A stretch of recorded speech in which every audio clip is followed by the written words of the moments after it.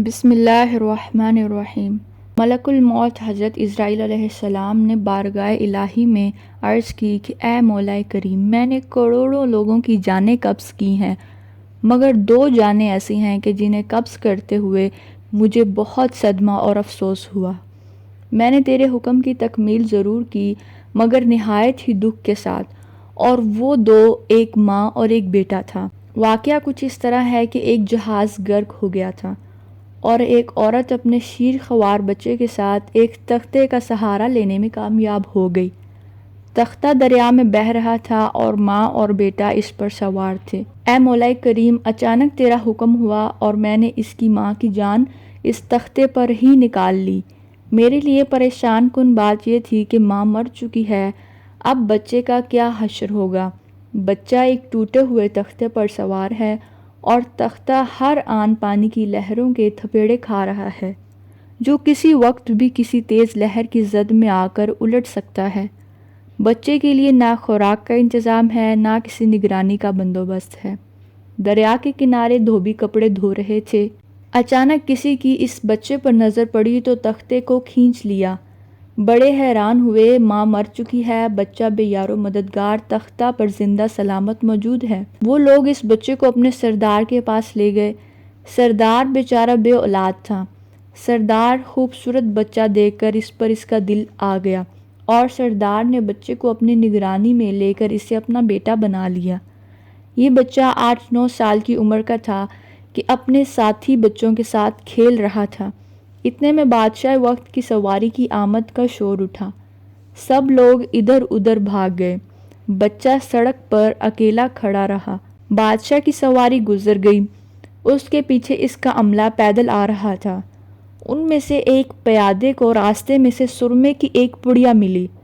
اتفاق سے اس بچے کی نظر بہت کمزور تھی اور سرمے کی اسے بہت ضرورت بھی تھی، لہذا اس پیادے نے وہ سرما بحفاظت اپنے پاس رکھ لیا اور آنکھوں میں لگانے سے پہلے اسے خیال آیا کہ یہ سرما کوئی تکلیف نہ پہنچائے، لگانے سے پہلے کسی دوسرے پر آزما لینا چاہیے۔ اس نے اس بچے پر آزمانا چاہا۔ بچے نے سرما اپنی آنکھوں میں لگا لیا، مگر جوں ہی سرما اس نے لگایا، اسے زمین کی تہہ میں موجود چیزیں بھی نظر آنے لگیں۔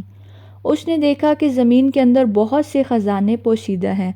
بچہ ہوشیار تھا، اس نے چیخنا چلانا شروع کر دیا کہ سرما لگانے کی وجہ سے میری آنکھوں میں سخت تکلیف پیدا ہوئی۔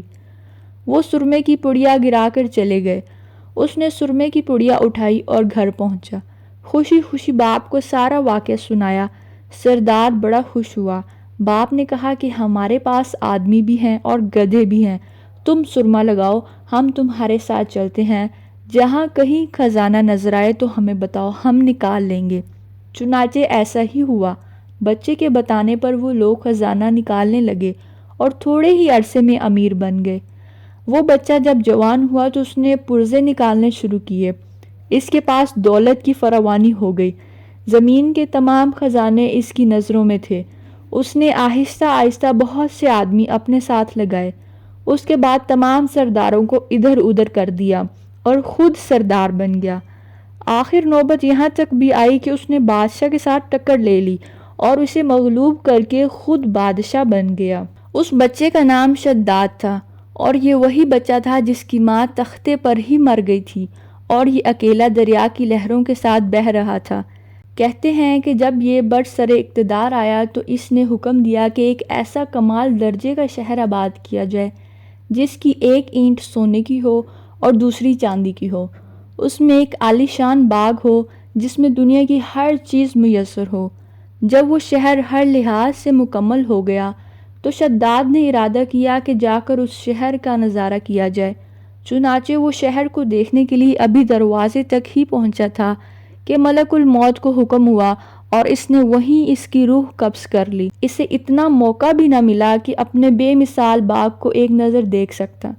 ملک الموت نے کہا کہ اے مولا کریم، اس شخص کی روح قبض کرتے وقت بھی مجھے نہایت ہی صدمہ پہنچا کہ وہ ہر چیز تیار کر کے اسے دیکھ بھی نہ سکا۔ اللہ تعالیٰ نے فرمایا، یہ وہی بچہ ہے جس کی ماں تختے پر ہی مر گئی تھی اور اس پر تجھے ترس آیا تھا۔ اس بچے نے بڑے ہو کر نافرمانی کی، اللہ کے احکامات سے بغاوت کی اور سرکشی اختیار کی۔ مگر ہم نے اسے خود ساختہ جنت میں قدم رکھنے کی مہلت بھی نہ دی اور اسے باہر ہی ہلاک کر دیا۔ اس جنت کے بارے میں مشہور ہے کہ وہ دنیا میں موجود ہے مگر انسان کی نظروں سے اوجھل ہے۔ حضرت امیر معاویہ رضی اللہ تعالیٰ عنہ کے زمانے میں ایک صحابی کا اونٹ گم ہو گیا اور وہ اونٹ کی تلاش میں کہیں اس علاقے میں جا نکلا تو اللہ تعالیٰ نے اسے وہ سب کچھ دکھا دیا۔ وہ صحابی وہاں کی کوئی ایک آدھ نشانی بھی لایا تھا۔ اس صحابی نے یہ واقعہ حضرت امیر معاویہ رضی اللہ تعالیٰ عنہ کو بیان کیا۔ انہوں نے کافی تلاش کیا مگر کسی کو وہ جنت نظر نہیں آئی اور اسے اللہ تعالیٰ نے پوشیدہ کر دیا۔ باحوالہ خزینہ۔ اسی کے ساتھ آج کی ویڈیو کا اختتام کرتے ہیں۔ ملتے ہیں نیکسٹ ویڈیو میں۔ اپنا خیال رکھیں، مجھے بھی دعا میں یاد رکھیں۔ اللہ حافظ۔